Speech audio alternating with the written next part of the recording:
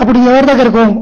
Okay, Ranjith గారు, మీరు అంటే యూత్ నుంచి అంటే చిన్నగా ఉన్నప్పటి నుంచి మీకు ఇలాంటి థాట్స్ ఉన్నాయా, లేదంటే మీకు మీ ఇంట్లో నుంచి వారసత్వం? చాలా మంది అంటారు పుట్టుకతోనే ఆధ్యాత్మికత వస్తుంది, లేదు ఇది కొంత కారణ జన్మలకు మాత్రమే ఎందుకులోకి వస్తారు అని.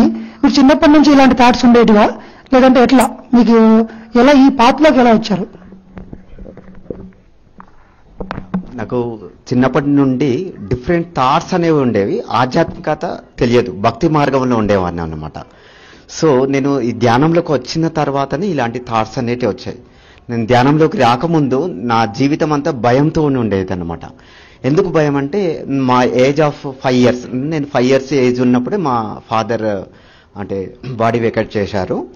చేసినప్పుడు ఏంటంటే మా మదర్, మేము 3 members పిల్లలం. మరి 3 members అంటే నేను 5 years అన్నప్పుడు మా సిస్టర్ 3 years, మా తమ్ముడు 1.5 year మోస్ట్లీ అలా. సో అలాంటి సందర్భంలో ఎలా ఉంటుందంటే అంత భయంగా ఉంటుంది. అలాంటి సందర్భంలో ఉన్నప్పుడు నాకు థాట్స్ అయితే డిఫరెంట్గా ఉండేది అనమాట. ఎలాంటి అంటే, సూర్యుడు రోజు ఎందుకు తూర్పుని ఉదయించాలి, మరి మనం లేట్గా లేస్తున్నాం కదా, సూర్యుడు కూడా అప్పుడప్పుడు కొంచెం టైం లేట్గా రావచ్చు కదా. అంటే ఫ్రెండ్స్ ఏమన్నా అంటే ఈయనకి పిచ్చిలేసేసింది, ఇంకా ఇలాంటి క్వశ్చన్స్ అడుగుతున్నాడు. మరి నాకు చాలా డౌట్ ఉండేదన్నమాట. నేను భక్తి మార్గంలో ఉండేవాడిని కాబట్టి దేవుడు మరి కొంతమందికి ఎందుకు ఉన్నతంగా ఉన్నారు, వాళ్ళు రిచ్గా ఎందుకున్నారు, బాధలు లేకుండా ఎందుకున్నారు, మరి మనం ఎందుకు బాధలతో ఉన్నాము అంటే దేవుడు ఉన్నాడా లేదా? పూజలైతే చేస్తున్నాం కానీ దేవుడు ఉన్నాడా లేదా అని నాకు చాలా డౌట్ అన్నమాట. మరి ఉంటే ఇలా ఎందుకు చేస్తున్నాడు? Yes or no friends? అందరికీ డౌట్ వచ్చింది కదా, నాకు కూడా అలాంటి డౌట్సే ఉండేవి ఫ్రెండ్స్. సో నాకు ఆ ధ్యానంలోకి రాకముందు నాకు జాబ్ ఏదో వస్తుందో రాదో, అసలు నాకు మ్యారేజ్ అవుతుందో లేదో, ఎందుకు అంటే వెనకాల ఆస్తులు లేవు, బ్యాక్గ్రౌండ్ లేదు, అంటే ఇన్కమ్ సోర్సెస్ లేవు అన్నమాట. అలాంటి టైంలో ఎలా ఉంటుంది ఎవరికైనా? ఏది లేదనుకోండి ఎలా ఉంటుంది? సో అలాంటి భయం నుండి నేను ధ్యానంలోకి వచ్చాను. ధ్యానంలోకి వచ్చిన తర్వాత 2007లో మెడిటేషన్ చేశాను అన్నమాట. ఆధ్యాత్మిక సత్యం ఆ సీడీ, అప్పుడు సీడీలు ఉండేవి. ఆ సీడీని చూసిన తర్వాత ఓకే, ఈ జన్మకు అంటే ఇప్పుడు భౌతికత్వం తర్వాత ఇంత ప్రాసెస్ ఉందా, హాస్టల్ ట్రావెల్ చేస్తామా, కళలు ఉంటాయా, ఇవన్నీ తెలుసుకున్న తర్వాత ఫ్రెండ్స్ నాకు ఒకటి వచ్చింది, ఓకే నేను శరీరం కాదు ఆత్మనని తెలిసింది ఫ్రెండ్స్. ఆ తర్వాత మెడిటేషన్ అంటే ఆ సీడీ చూసి నేను చేశాను. 11లో మాత్రం 2011 నుండి కంటిన్యూ చేశాను ఫ్రెండ్స్. అప్పుడు మీ జీవితం మీ చేతుల్లో బుక్ మన ఎంఎల్ రాము గారు పిఎంసీలో మనకు వస్తారు కదా, సార్ రెఫర్ చేశారన్నమాట. ఆ బుక్ చదువు నీకు అంతా క్లియర్ అవుతుందని చెప్పేసి నేను ఈ క్లాసెస్ విన్న తర్వాత ఫ్రెండ్స్ నేను ధైర్యంతో ఉన్నానన్నమాట. నేను ఎప్పుడైతే ధ్యానం చేశానో నా లోపల ధైర్యం వచ్చింది. మరి ఆ ధైర్యం ఎందుకు వచ్చిందంటే నా లోపల ప్రేమతత్వం వచ్చిందని నేను తెలుసుకున్నాను.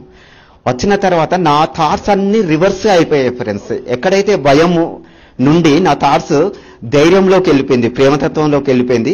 నేను అప్పటి నుండి నేను ఏది అనుకుంటే అది జరిగింది ఫ్రెండ్స్. నా లైఫ్లో టోటల్గా టిల్ ఇక్కడికి వచ్చే వరకు కూడా నాకు ఏది అనుకుంటే అది జరిగింది. దానికి బెస్ట్ ఎగ్జాంపుల్ నేనే.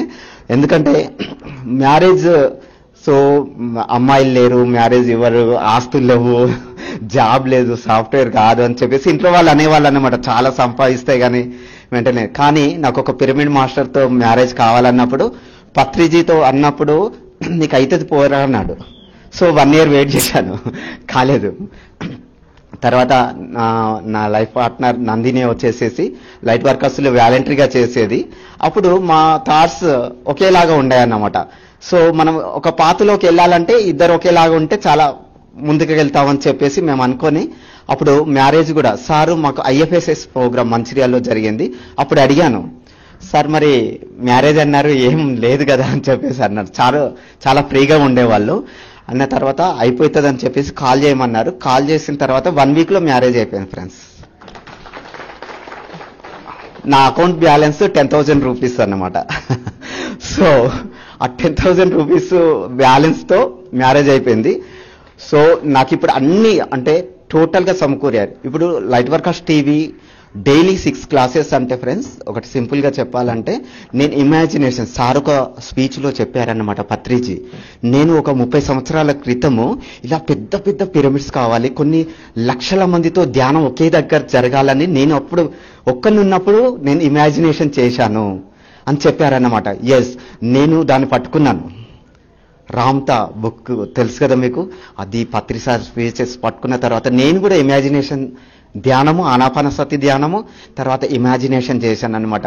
ఒక టీవీ లాగా నడవాలి అంటే మనకి ఇవన్నీ సోషల్ మీడియా లేనప్పుడు ఫ్రెండ్స్ లైట్ వర్కర్స్ గ్రూప్సే ఉండేవన్నమాట. మన పిఎస్ఎస్ఎం ఏది జరిగినా, ఈవెంట్ జరిగినా మన దగ్గర నుంచి మెసేజ్ వెళ్ళేది. అలానే పత్రిజీ రిటర్న్ మెసేజెస్ దాదాపు ఒక 5 లాంగ్వేజెస్ లో ట్రాన్స్లేట్ చేసి ఇచ్చామన్నమాట. అలా టీం ఉంది. అయిన తర్వాత ఒక టీవీ లాగా ఉండాలి. మనం ఎలా అయితే మెసేజ్లు ఇస్తున్నామో ఛానల్ కూడా అలా నడవాలి. డైలీ 6 to 7 సెషన్స్ నడుస్తున్నాయి ఫ్రెండ్స్. అంటే ఆ ఇమాజినేషన్ పవర్ ఎంత ఉంది అనేది మీకు తెలుసు. ఇప్పుడు అందరు ఏమంటున్నారంటే, మేము ఒక ప్రోగ్రామ్కే చాలా మందిని, ఒక మాస్టర్ మాట్లాడాలంటే చాలా టైం పడుతుంది, వాళ్ళు టైంకి క్యాన్సిల్ కూడా అవుతారు. సో మా టీం అందరూ కూడా, అంటే మీరందరూ కూడా ఎలాంటి వాళ్ళు అంటే, సో ఎవరైనా మాస్టర్ రాకుంటే వీళ్ళే క్లాసులు చెప్పే వాళ్ళన్నమాట. అలాంటి టీం వచ్చింది. టీం వర్క్ ద్వారా మేము చాలా ముందరికి వెళ్ళాం ఫ్రెండ్స్.